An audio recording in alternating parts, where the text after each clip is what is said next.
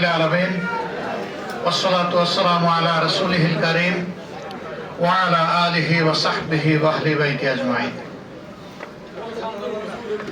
বাংলাদেশ জামাত ইসলামী ঢাকা জেলা কর্তৃক আয়োজিত আজকের এই রোকন সম্মেলনের সম্মানিত সভাপতি, মঞ্চে বসা সকল পর্যায়ের অতিথি এবং নেতৃবৃন্দ, রোকন ভাই ও বোনেরা, গণমাধ্যমের বন্ধুগণ, আল্লাহ তাবারক ওয়া তাআলার শুকরিয়া যে আল্লাহ তাআলা আমাদেরকে এই রোকন সম্মেলনে হাজির হওয়ার, রোকন সম্মেলন অনুষ্ঠানের তৌফিক দান করেছেন। আলহামদুলিল্লাহ। আজ থেকে 2 বছর আগে কাটায় কাটায় যদি হিসাব করি, এই পরিবেশটা ছিল না। এই পরিবেশ এসেছে জুলাইয়ের ত্যাগ এবং কুরবানির মধ্য দিয়ে। তবে হ্যাঁ, এই ত্যাগ এবং কুরবানি শুরু হয়েছিল 2006 সালের 28 অক্টোবর। সেই দিন একটা গণহত্যা সংগঠিত হয়েছিল। স্পষ্ট দিবালোকে লগি বইটার তাণ্ডব চালিয়ে আমাদের সহকর্মীদেরকে খুন করা হয়েছিল। লাশগুলা মাটিতে পড়ে যাওয়ার পরে তাদের লাশের উপর উঠে তারা নাচানাচি করেছিল। বিশ্ব বিবেক এইটা দেখে স্তম্ভিত হয়েছিল। শিশুরা ভয় পেয়ে কয়েক রাত ঘুমাতে পারেনি, এটি ছিল তাদের মা বাপের কথা। একটা মামলাও হয়েছিল, কিন্তু এই তাণ্ডব যারা চালিয়েছিল তারাই পরবর্তী পর্যায়ে কায়দা করে বোঝাপড়ার মাধ্যমে ক্ষমতায় আসার পরে মামলাটা তারা খারিজ করে দেয়। এই মামলা ইনশাআল্লাহ যথাসময়ে আবার পুনরুজ্জীবিত হবে। এরপরে এরা ক্ষমতায় এসে প্রথমেই হাত দিল আমাদের দেশপ্রেমিক সেনাবাহিনীর গায়ে। 57 জন প্রতিশ্রুতিশীল দেশপ্রেমিক সেনা অফিসারকে তারা হত্যা করলো। তাদের পরিবারের সদস্যদেরকে কষ্ট দিল এবং তাদের কাউকে কাউকে হত্যাও করলো। এই হত্যাকাণ্ডের মাধ্যমে কার্যত আমাদের সেনাবাহিনীকে দুর্বল করার চক্রান্তের প্রথম ধাপ বাস্তবায়িত হলো। এই হত্যাকাণ্ডের পরে তার ন্যায্য বিচার এখনো নিহত অথবা শহীদদের পরিবার এখনো পায়নি, বরঞ্চ বিচারের নামে তামাশা করা হলো। দুইটা তদন্ত কমিটি গঠন করা হলো। তৎকালীন ফ্যাসিস্ট সরকার একটা করলো, সেনাবাহিনী একটা করলো। সেই 2টা তদন্তের রিপোর্ট আজ পর্যন্ত বাংলাদেশের জনগণ কিংবা ক্ষতিগ্রস্ত পরিবার কেউই জানতে পারলো না। ধামা চাপা দেওয়া হলো, কারণ ওটা বের হলে গর্তের ইঁদুর বের হয়ে আসবে। মানুষ জেনে ফেলবে এদের পিছনে কারা ছিল। শুধুই কি এই দেশের দুষ্কৃতিকারীরা ছিল, নাকি অন্য কারো হাত ছিল, এগুলা সব বের হয়ে আসবে। এই জন্য এই রিপোর্টগুলাকে ধামা চাপা দেওয়া হয়েছে। তবে সদ্য চাপা পড়ে না। এই সরকার পালিয়ে যাওয়ার পরে এই ব্যাপারে গঠিত তদন্ত কমিশন তারা অনেকটাই বের করে আনতে সক্ষম হয়েছে। এখানে অনেক রাঘব বুয়াল এবং তাদের পিছনের ছায়া কালো শক্তিও এখানে চলে এসেছে। আগামীতে আশা করি এটা আরো স্পষ্ট হবে। আল্লাহ তাআলার দরবারে দোয়া করি 28 অক্টোবর যাদেরকে খুন করা হয়েছে, 9 সালের 25 এবং 26 ফেব্রুয়ারি যাদেরকে পিলখানায় হত্যা করা হয়েছে, আল্লাহ তাদের সকলকে শহীদ হিসেবে কবুল করুন। এরপরে এই সংকটটা এসেছিল আল্লামা দিলওয়ার হোসেন সাঈদী সাহেবের রায়কে কেন্দ্র করে। এই অন্যায্য প্রতিহিংসামূলক রায়ের প্রতিবাদে সাধারণ জনগণ সেদিন বিক্ষোভে ফেটে পড়েছিল সারা দেশ। তাণ্ডব চালিয়ে আমাদের শত শত সহকর্মীকে সেদিন হত্যা করা হয়েছে। এটি ছিল 3য় গণহত্যা এই সরকারের হাতে। ক্ষমতায় আসার আগে একটা, ক্ষমতার পরে একটার পর একটা। আল্লাহ তাআলা তাদের সকলকে শহীদ হিসাবে কবুল করুন। এরপরেই 13 সালের 5ই মে শাপলা চত্বরের গণহত্যা। নিরীহ আলেম ওলামা, হুফাজ, আইতাম, তাদেরকে সেদিন নিষ্ঠুরভাবে হত্যা করা হলো। যিনি সরকারের প্রধান নির্বাহী ছিলেন তিনি ব্যঙ্গ করে বললেন, কেউ ওখানে মরে নাই, হেফাজতের লোকেরা রং ছিটিয়ে তারা শুয়ে পড়েছিল। লজ্জা। আমি বাদ দিলাম প্রধানমন্ত্রী, একজন মানুষের বিবেক কোথায় যায়? মানুষকে অবলীলায় খুন করার পরে মানুষকে নিয়ে এরকম আবার বিদ্রুপ করা হয়। এটি ছিল তাদের হাতে তৃতীয় গণহত্যা, চতুর্থ গণহত্যা। সম্মানিত ভাইয়েরা, এরপরে একের পর এক সারা বাংলাদেশের প্রত্যেকটি জেলা উপজেলায় বিভিন্ন ছোটানাতায় মানুষকে ধরে নিয়ে কাউকে করা হয়েছে গুম, কাউকে করা হয়েছে খুন, কাউকে করা হয়েছে পঙ্গু, এবং কাউকে নির্যাতন করে জেলে পুরা হয়েছে। তাদের নির্যাতনের হাত থেকে কুলের শিশুও রক্ষা পায় নাই, 90 বছরের বৃদ্ধ রক্ষা পান নাই। ছেলেকে খুঁজতে গিয়ে মা বাপকে ধরে এনেছে। এই কেস একটা নয়, দুইটা নয়, শত শত। মানবতা এভাবেই তখন দুঃখে দুঃখে লাঞ্ছিত হয়েছে। এই গোটা সময় জুড়ে সারা 15 বছরে যাদেরকে খুন করা হয়েছে, মহান আল্লাহ তাআলার দরবারে দোয়া করে আল্লাহ তাদেরকেও শহীদ হিসাবে কবুল করুন। যারা আহত পঙ্গু হয়েছেন, আল্লাহ তাআলা তাদেরকে সুস্থতার নিয়ামত দান করুন। এরপরে আসলো জুলাই। এটি হলো পঞ্চম গণহত্যা। এই জুলাইতে অতীতের ফ্যাসিবাদী কায়দায় ছাত্রদের ন্যায্য দাবিকে দমিয়ে দেওয়ার জন্য তারা প্রথমে হেলমেট বাহিনীকে পাঠিয়ে দিল। ঢাকা বিশ্ববিদ্যালয়ে 15 জুলাই আমাদের মেয়েদের গায়ে হেলমেট বাহিনী হাত দিল। সারা বাংলাদেশ জ্বলে উঠল। 16 তারিখের প্রতিবাদে সারা বাংলাদেশে প্রচন্ড বিক্ষোভ। সেই 16 তারিখে দেশ এবং জাতির গর্বের সন্তান, বীরদের বীর আবু সাইদ বুক পেতে ডানা মেলে গুলি কবুল করে নিয়েছিল, কিন্তু অন্যায়ের প্রতিবাদ থেকে এক সুতা পরিমাণ সরে যায়নি। সে জাতিকে জীবন দিয়ে গেছে, আঙ্গুল দিয়ে দেখিয়ে গেছে জাতির জন্য কিভাবে গৌরবের জীবনটা উৎসর্গ করতে হয়। একই দিনে আরো 5 জন, ঢাকায় 2 জন, চিটাগাঙ্গে 3 জন, এই সব মিলাইয়া টোটাল 6 জন দুনিয়া থেকে বিদায় নেয়। একজন শুধু অপরিচিত, তার কোনো পরিচয় পাওয়া যায়নি। ঢাকার দ্বিতীয় জন ছিলেন অতি ক্ষুদ্র একজন ব্যবসায়ী, কেরানীগঞ্জের মানুষ। সম্মানিত ভাইয়েরা, এখান থেকেই 24-এর আন্দোলনের চূড়ান্ত ত্যাগ শুরু হল। 17-18 তারিখ সারা দেশে এই 2 দিনে 120 জনের অধিক মানুষকে খুন করা হলো। তারপরে থেমে থেমে খুনের পালা চলল।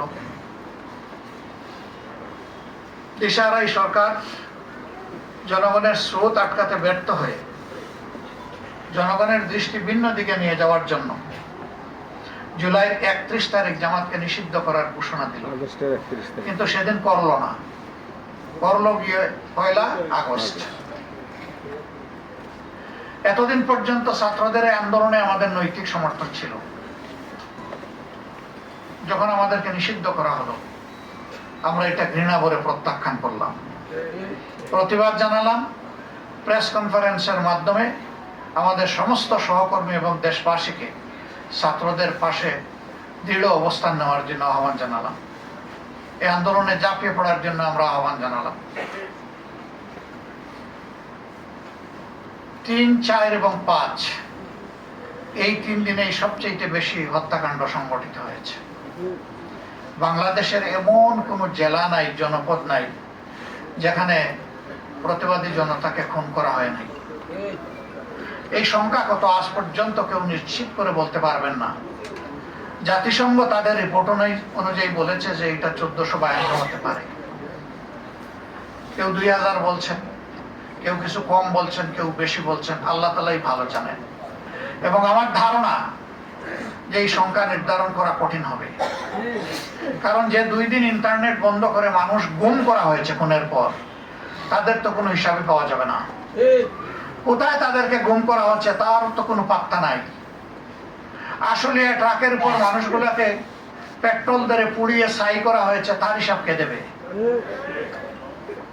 এখনো বিভিন্ন জায়গায় গেলে কিছু মানুষ আমাদের সাথে দেখা করে বলেন যে আমার সন্তানটা, আমার স্বামীটা, আমার বাবাটা সেই যে গেল আর তো আসলো না।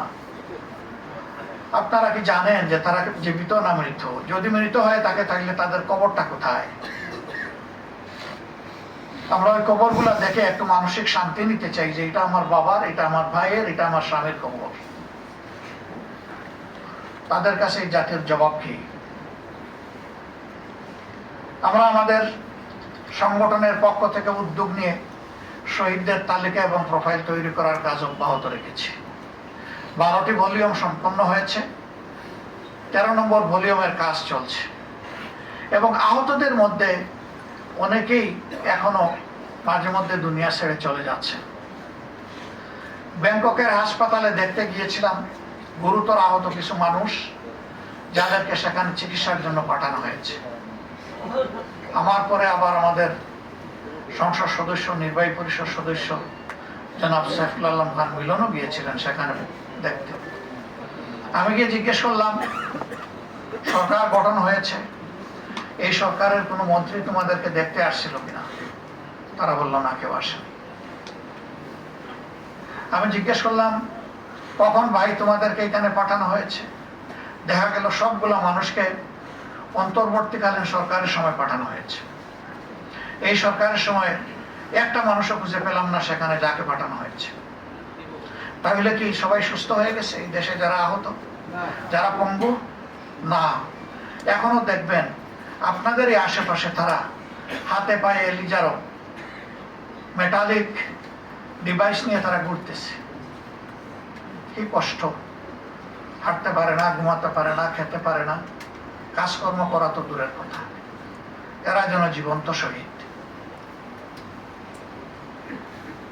এদের নিয়ে সরকারের ভাবনা কি? একটা বাজেট গেল, আমরা কিছু দেখলাম না। আমরা দেখলাম জুলাই যুদ্ধে যারা শহীদ হয়েছে, যাদের তালিকা পাওয়া গেছে, তাদের জন্য আগের সরকার যে সম্মানী ভাতা নির্ধারণ করে গিয়েছিল তাদের পরিবারের জন্য, সেটাই বহাল রাখা হয়েছে, 1 টাকাও বাড়ানো হয়নি। নতুন কোনো নাম সংযুক্ত হয়েছে কিনা আমরা জানি না। পঙ্গুদের জন্য সেখানে চিকিৎসার পুনর্বাসনের কোনো বাজেট নেই। দুঃখ, আমাদেরও কষ্ট লাগে, লজ্জা লাগে। আমরা সংসদের ভিতরে এই ব্যাপারে দাবি জানিয়েছি, কথা বলেছি। আমরা বলেছি শুধু জুলাই নয়, 15.5 বছরে এই ফেসিবাদী জালেমদের হাতে যারাই শহীদ হয়েছেন, গুম হয়েছেন, পঙ্গু হয়েছেন, তাদের সকলের দায়িত্ব নেওয়া সরকারের নৈতিক দায়িত্ব। তাদের সকলের দায়িত্ব নিতে হবে, তাদেরকে সম্মানিত করতে হবে। বেঁচে আছে যারা, তাদের চিকিৎসা এবং পুনর্বাসনের যথাযথ ব্যবস্থা করতে হবে। যারা দুনিয়া ছেড়ে চলে গেছে তাদের পরিবারগুলোর দায়িত্ব নিতে হবে, তাদের সন্তানদের দায়িত্ব নিতে হবে, তাদের বৃদ্ধ পিতামাতার দায়িত্ব নিতে হবে, তাদের বিধবা স্ত্রীর দায়িত্ব নিতে হবে এবং তাদেরকে রাষ্ট্রীয় খেতাবে সম্মানিত করতে হবে, যথাযথ সম্মান দিতে হবে। জুলাইয়ের পর 1 জুলাই গেল, এবার 2 জুলাই যাচ্ছে, 2 বছর চলে যাচ্ছে। জুলাই জাদুঘর, স্মৃতি জাদুঘর যেটা, সেটা ইন্টারিম গভর্নমেন্টের আমলে তৈরি হয়েছে। এরপরে তো সরকারের 6 মাস চলে গেল। আমরা আশঙ্কায় ছিলাম আদৌ এটা খোলা হয় কিনা, নাকি চিরতরে বন্ধই করে রাখা হবে। সংসদে তখন আমরা তীব্র আওয়াজ তুললাম। তখন মাননীয় প্রধানমন্ত্রী তার শেষ দিনের বক্তৃতায় বললেন যে 5ই আগস্ট এটা খুলে দেওয়া হবে। এটা 1 জুলাই খুলে দিতে অসুবিধা কোথায় ছিল?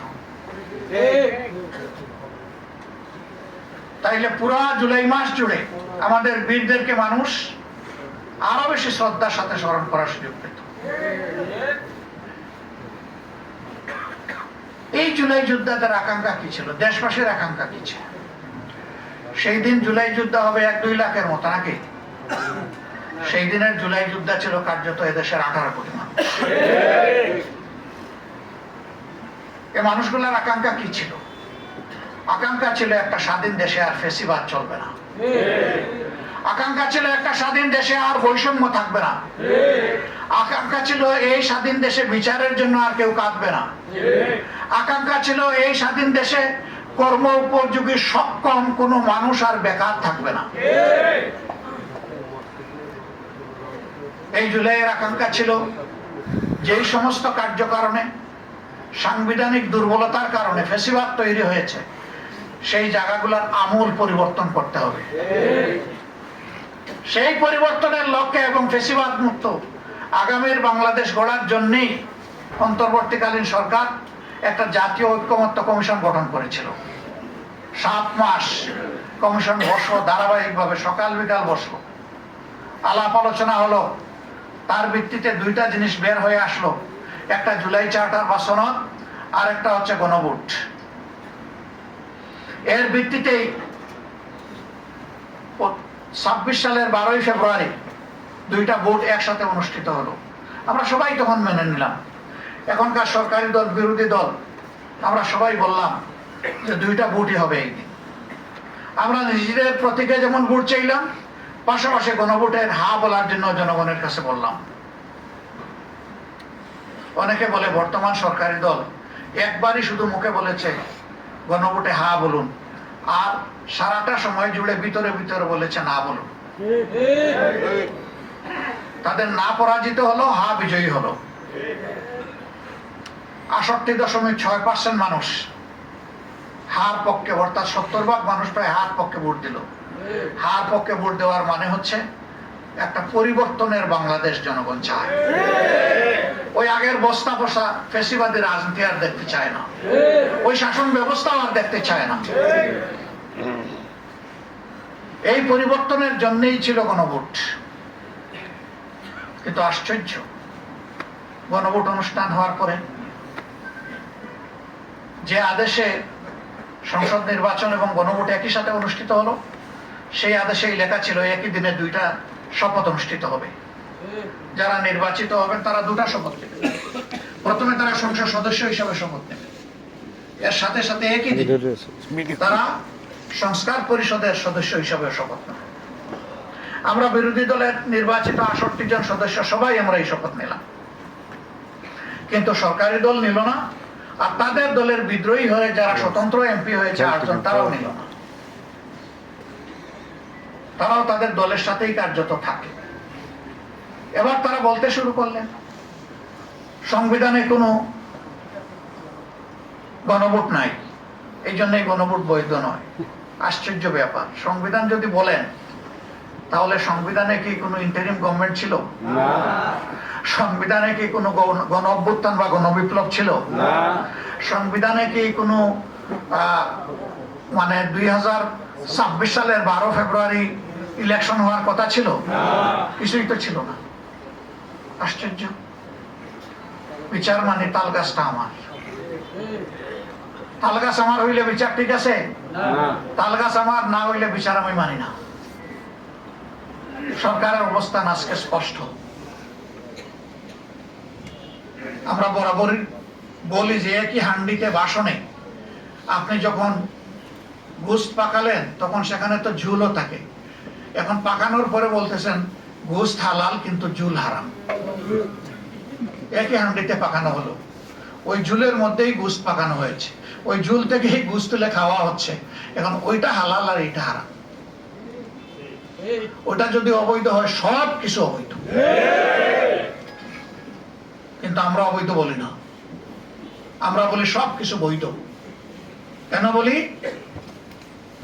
পলিটিক্যাল সায়েন্সের ভাষা হচ্ছে will of the people is supreme law. জনগণের অভিপ্রায় সংবিধানের ঊর্ধ্বে। বিকজ এই সংবিধানের জন্য জনগণ নয়, জনগণের জন্য সংবিধান। তখন জনগণের অভিপ্রায় ছিল এই ইন্টারিম গভর্নমেন্টকে সাপোর্ট দিয়েছে। ওদের ভালো মন্দ বিশ্লেষণে আমি যাচ্ছি না, ভালো কিছু করলে এর ক্রেডিট তাদের, অন্য কিছু করলে এর দায়ও তাদের। সম্মানিত ভাইয়েরা, এইভাবে জনগণ চেয়েছে, এই ভোট, গণভোট দুইটাই চেয়েছে জনগণ। একটা রায় আপনি মানেন, আর একটা রায় মানেন না। এখন যখন সংসদে কায়দা করে একেবারেই শেষ মুহূর্তে সংসদ অধিবেশন ডাকা হলো, আমরা সময় পেলাম না।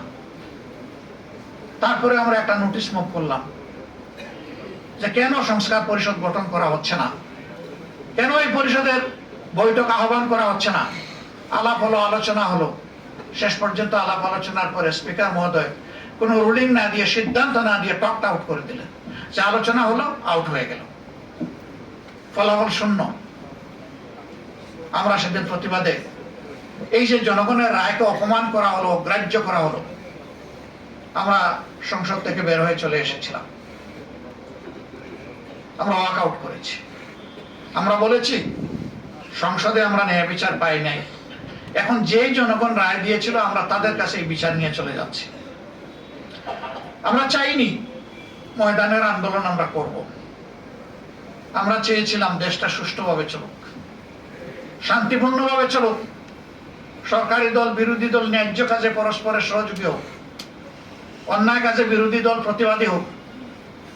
আমরা সেটাই চেয়েছি, সেটাই করার চেষ্টা করছি। কিন্তু আমাদেরকে যে জিনিসের সলিউশন হাউসের ভিতরে হওয়ার কথা, তারা বাধ্য করেছে এখন রাজপথে আসতে। এখন সমাধান যদি সংসদে না হয় তাহলে রাজপথে হবে ইনশাআল্লাহ। যেইভাবে 24-এ সমাধান হয়েছে ওইভাবে আবার হয়তো বারবার হবে। আপনারা তৈরি আছেন? সম্মানিত বন্ধুগণ, ভাই এবং বোনেরা, এখন তারা একটা গুজামিল নিয়ে আসলেন। বললেন যে সংস্কার নয়, সংবিধান সংশোধনের জন্য একটা কমিটি হবে, আপনারাও আসেন, আমরাও আসি, সবাই মিলে করি। আমরা বললাম জনগণ সংস্কারের জন্য ভোট দিয়েছে, সংবিধান সংশোধনের জন্য দেয়নি। ওই সংস্কার হলেই টেকসই সংবিধান সংশোধন হবে। আর সংস্কার না হলে যে সংবিধান আপনারা সংশোধন করবেন সেটা মতলবী সংশোধন হবে, ওইটা আমরা মানি না। সংবিধান সংশোধন কোন দলের জোর স্বার্থে হওয়া উচিত নয়, 18 কোটি মানুষের স্বার্থে হওয়া উচিত। আমরা এই জন্য ওই কমিটিতে সায় দেইনি, কিন্তু তারা লেগেই আছেন আমাদের পিছনে, একটু সায় দেন, একটু সায় দেন, একটু সায় দেন। সংসদের ভিতরে বলছেন, বাইরে বলতেছেন। আমরা পরিষ্কার বলে দিয়েছি, আপনারা জনগণকে অপমান করতে পারেন, আমরা প্রিয় জনগণকে অপমান করব না। আমরা তাদের রায়ের প্রতি শ্রদ্ধাশীল থাকব এবং আমরা কনফিডেন্ট জনগণের এই রায় পাতালে ডুববে না, আসমানে উঠবে ইনশাআল্লাহ। এটাই বিজয়ী হবে ইনশাআল্লাহ। যত তাড়াতাড়ি হয় সরকার ততই তারা শুভবুদ্ধির পরিচয় দেবেন। যত দেরি করবেন নিজেদের ক্ষতি করবেন, দেশ এবং জাতির ক্ষতি করবেন। এই ক্ষতিটা না করার জন্য আমি বিনীতভাবে অনুরোধ জানাই। বেশি সংবিধান কসলাইতে যাইয়েন না, সংবিধান কসলাইলে নিজেদের অস্তিত্ব আর খুঁজে পাবেন।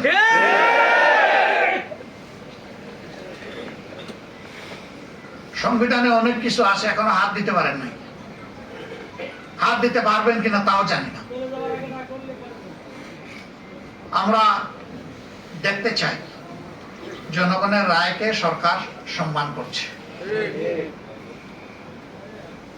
আমরা এই দাবি পরিত্যক্ত ঘোষণা করব না ইনশাআল্লাহ। এই দাবি যা দরকার আমরা তাই করে যাব ইনশাআল্লাহ। সম্মানিত ভাইয়ের, আইন শৃঙ্খলা পরিস্থিতি ভালো নেই, সারা দেশেই দেখতে পাচ্ছেন সামাজিক নানাবিধ অপরাধ মাথা ছাড়া দিয়ে উঠছে। খুন খারাপি, মাদক, চাঁদাবাজি, দুর্নীতি মারাত্মক আকার ধারণ করেছে। এমনকি সরকারি দলের একজন সংসদ সদস্য দাঁড়িয়ে বলছেন সংসদের ভিতরে যে মাদকের সবচেয়ে বড় চালান আসে স্বরাষ্ট্র মন্ত্রীর বাড়ির এলাকা দিয়ে। উনি সকল বিষয়ে এক্সপার্ট, ওনার মন্ত্রণালয়ের পরে উনি এক্সপার্ট নন কেন? আপনি সব বিষয় রাখেন, যার যার মন্ত্রণালয়ের দায়িত্ব তাদেরকে পালন করার সুযোগ দিন। মাননীয় প্রধানমন্ত্রীর দায়িত্ব আপনার পালন করার দরকার নেই, পালন করতে দিন। আপনি আপনার মন্ত্রণালয়ে অ্যাটেনশন দিন, জাতিকে শান্তিতে থাকতে দিন। সম্মানিত ভাইয়েরা, দেশে কোনো বিনিয়োগ হচ্ছে না, না দেশি না বিদেশি। কিভাবে হবে? ঘাটে ঘাটে ঘুষ, ঘাটে ঘাটে দুর্নীতি। কে আসবে এখানে বিনিয়োগ করতে? কালকে দেখলাম একজন হুইপ বলেছেন, বাংলাদেশ থেকে, যে কোনো দেশ থেকে যে কেউ আসুক, বাংলাদেশের চাঁদাবাজি বন্ধ করা সম্ভব নয়। মানে এটার মাধ্যমে চাঁদাবাজিকে এখন জাতীয়করণ করা হলো কিনা আল্লাহ জানে। চাঁদাবাজি তো ওনারাই করে, তো ওনাদের সদিচ্ছা থাকলে তো ওনারা বন্ধ করতে পারবেন, সদিচ্ছা না থাকলে বন্ধ হবে কেমন? কথা তো ঠিকই। আমরা সংসদে যখন বললাম যে এই 249 জন এমপি আমরা যদি অঙ্গীকার করি যে এই দেশে কোনো দুর্নীতি চলবে না, তাহলে দুর্নীতি কান ধরে বাংলাদেশ থেকে বিদায় নেবে। আমি দেখি যে আমার পিছনে বিরোধী দলের যারা, তারা টেবিল সাপড়াচ্ছেন, সামনে যারা, তারা দেখে হালকা বৃষ্টি হচ্ছে, ভারী বৃষ্টি হয় না। কেউ হাত নামাইয়া বসে আছেন, কেউ আলতো করে একটু। কেন? আমরা চাই না যে একটা দুর্নীতিমুক্ত বাংলাদেশ হোক? তো যদি এটা আমরা চাই, তাইলে আমরা কেন একসাথে আওয়াজ তুলতে পারলাম না যে ইনশাআল্লাহ আমরা দুর্নীতির কান মলিয়ে বাংলাদেশ থেকে বিদায় করে দেব? বাংলাদেশ জামাতে ইসলামী ফিরিস্তাদের দল নয়, আমরা মানুষ, আমাদেরও ভুল ত্রুটি হয়। আমরা একটা কথা পরিষ্কার বলেছি যে অন্যায় আর জামাতে ইসলামী একসাথে চলে না, কিন্তু এর দ্বারা এটাও আমরা মিন করছি না যে আমরা কোনো অন্যায় করি না। আমরা মানুষ, আমাদের ভুল হয়, অন্যায় হয়, দোষ হয়, অপরাধ হয়। আমরা আহ্বান জানিয়েছি, যারা দেশকে ভালোবাসেন, জাতিকে ভালোবাসেন, আমাদের অন্যায় অপরাধ দেখলে আমাদেরকে ধরে দিন, আমরা কথা দিচ্ছি আমরা সংশোধন করব ইনশাআল্লাহ। আমি সহকর্মীদেরকে বলবো, গায়ে যদি আপনার সাদা কাপড় থাকে, আপনাকে যত্নশীল হতে হবে। সমাজের যে কথাটা আছে, সাদা কাপড়ে দাগ লাগে, কথা ঠিক না? না, সাদা কাপড়ে কম লাগে, কিন্তু যা লাগে তা ভাসে। Very careful. নৈতিকতার প্রশ্নে জামাতে ইসলামীতে কোনো ছাড় নাই। আমরা চেষ্টা করব সংশোধন করার। যদি সহনীয় মাত্রার কোনো লঙ্ঘন হয়, আমরা চেষ্টা করব সংশোধন করে তাকে দায়িত্ব পালনের সুযোগ দেওয়ার। কিন্তু সেই মাত্রাটা যদি ভারী হয়, তাহলে আমাদের কিছুই করার থাকবে না। আমাদেরকে কঠিন সিদ্ধান্তের দিকেই যেতে হবে। এই সিদ্ধান্তের দিকে যাওয়ার মানে হচ্ছে আমি সহ আমাদের সবাইকে সতর্ক করে দেওয়া, সাবধান, সবাই সাবধান। ভাই এবং বোনেরা, শয়তান কি আমাদেরকে ছেড়ে কথা বলবে? মানবতার সূচনা থেকে এই শয়তান মানুষের ক্ষতি করার জন্য লেগেই আছে। আর যারা মুমিন মুসলমান, তাদের সাথে আরো শক্তভাবে লাগে। কারণ এর বাইরে যারা আছে, যারা আল্লাহকে মানে না, আল্লাহর আইন মানতে চায় না, তাদের জন্য তো সরকারের এই শয়তানের বেশি কিছু করা লাগে না। লাগে তো যারা মানতে চায় তাদের জন্য। সুতরাং যুদ্ধটা তো শয়তানের আপনাদের সাথে, আমাদের সাথে। আমরা যারা মানতে চাই আল্লাহ তাআলাকে, এই জন্য খেয়াল রাখতে হবে নফসের দুঃখ এবং শয়তানের ওয়াসওয়াসা যেন আমাদেরকে পরাজিত করতে না পারে। সর্বক্ষণ আল্লাহ তাআলার সাহায্য এবং আশ্রয় প্রার্থনা করতে হবে। আল্লাহ তাআলার দরবারে ধর্ণা দিতে হবে, আল্লাহকে ভয় করতে হবে। সে আল্লাহ তাআলাকে ভয়ের ভিত্তিতে আমাদেরকে চলতে হবে। বাংলাদেশের এই আন্দোলনের স্পিরিট দুনিয়ার বহু দেশে এখন প্রবাহিত হচ্ছে। তবে কোন দেশের আভ্যন্তরীণ ব্যাপারে আমরা নাক গলাতে চাই না। ওই দেশের জনগণই ঠিক করবে যে তাদের দেশের গতিপথটা কি হবে। একইভাবে আমরা এটাও চাই না যে কোন দেশ আমাদের আভ্যন্তরীণ বিষয়ে নাক গলাক। আমরা আমাদের মতো চলতে চাই। আমাদের একটা স্বাধীন পররাষ্ট্র নীতি থাকবে। এই জাতি মাথা উঁচু করে দাঁড়াবে। এই জাতি বিশ্ব সম্প্রদায়ের সাথে সম্প্রীতি রক্ষা করে চলবে, প্রতিবেশীদের দিকে শ্রদ্ধার সাথে নজর রাখবে, কিন্তু প্রতিবেশীদেরও দায়িত্ব হবে আমাদেরকে সম্মান করা। এই সম্মান এবং সমতার ভিত্তিতে আমরা আমাদের পররাষ্ট্র নীতি যেটা আছে এটা দেখতে চাই যে পরিচালিত হচ্ছে।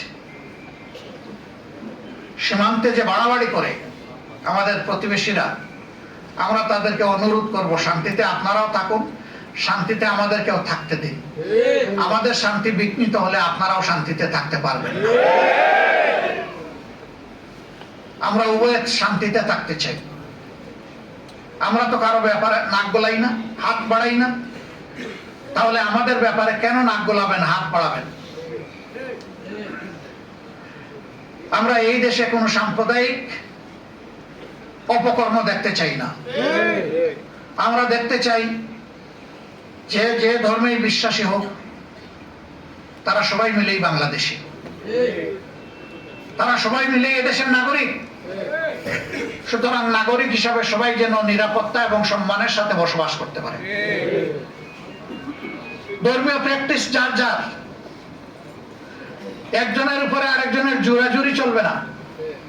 আল্লাহর বিধান এটা নয়, ধর্ম চাপিয়ে দেওয়ার জিনিস নয়, দিন স্বেচ্ছায় কবুল করার জিনিস, সন্তুষ্ট হয়ে কবুল করার জিনিস।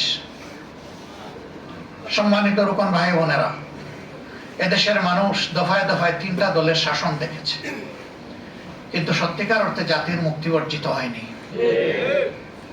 মুক্তি অর্জনের জন্য শাসন ব্যবস্থায় 2টা জিনিস লাগবে, একটা নীতি আর একটা নেতা। নীতিটা হতে হবে জনগণের আকাঙ্ক্ষার, ভালোবাসার, ইনসাফের, মানবিকতার, স্বচ্ছতার, সততার। আর নেতা হতে হবে সৎ, সকল ব্যাপারে সৎ, শুধু লেনদেন না, তার আমল আখলাক, লেনদেন, সকল ব্যাপারে। যখন নীতি এবং নেতার এই কম্বিনেশন হবে, ইনশাআল্লাহ এই দেশের মানুষের মুক্তি আসবে। জামাত ইসলামী সেই কাজটা করার জন্যই অবিরাম চেষ্টা চালিয়ে যাচ্ছে। সাইফুল আলম খান মিলন সাহেব বলেছেন, 2-1টা বিচ্ছিন্ন ঘটনা দেখে কেউ হতাশ হবেন না। এই ঘটনা হযরতে আদম আলাইহিস সালামের 2 সন্তান থেকে প্রথমে শুরু হয়েছে। তিনি আমাদের আদি পিতা, তারা 2জন আমাদের ভাই। এই কথার দ্বারা স্মরণে রাখবেন যে সকল যুগের সকল নবীদের সমাজেও, নবীদেরকে পাওয়ার পরেও, নবীদের দ্বারা পরিচালিত হওয়ার পরেও সকল সমাজেই কিছু অপরাধী লোক ছিল।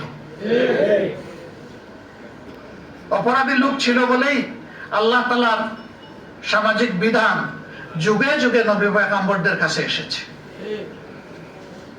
আমরা চেষ্টা করি, নিজেদের সংশোধনের চেষ্টা করি, ভালো হওয়ার চেষ্টা করি, কিন্তু এরপরে 2-1টা বিশাল ধানের স্তূপের সাথে 2-1টা ধূস থাকতেই পারে, 2-1টা ছিটা থাকতেই পারে। অবশ্য আমরা কামনা করি না যে কেউ খারাপের দিকে চলে যাক।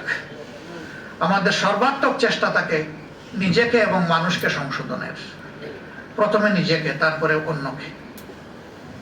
আল্লাহ যেন এই কাজটা আমাদেরকে অব্যাহত রাখার তৌফিক দান করেন। প্রিয় দেশের জন্য আমাদের প্রিয় সংগঠনকে আল্লাহ কবুল করুন। 11 দলের ভিত্তিতে যে আন্দোলনটা চলছে, এই আন্দোলনটা যেন ন্যায্যতার ভিত্তিতে পরিচালিত হয়। দেশ জাতির ক্ষতি যেন আমাদের দ্বারা না হয়, বরঞ্চ মানুষের অধিকার যেন আমাদের মাধ্যমে আদায় হয়। আমরা আল্লাহ তাআলার কাছে সেই তৌফিক কামনা করি। সাংবাদিক বন্ধুরা তারা কষ্ট করে এসেছেন, তাদেরকে অসংখ্য ধন্যবাদ। আপনারা আমাদের জন্য দোয়া করবেন, আমাদের কথাগুলো জনগণের কাছে পৌঁছে দেবেন। দেশ এবং জাতির কল্যাণে আমরা একসাথেই কাজ করব ইনশাআল্লাহ। আপনাদের অব্যাহত সহযোগিতা আমরা কামনা করি এবং আমরা আশা করব যে আমাদের কথাগুলো অবিকল জাতির কাছে আপনারা পৌঁছে দিবেন। সবাইকে ধন্যবাদ। আসসালামু আলাইকুম ওয়া রাহমাতুল্লাহ।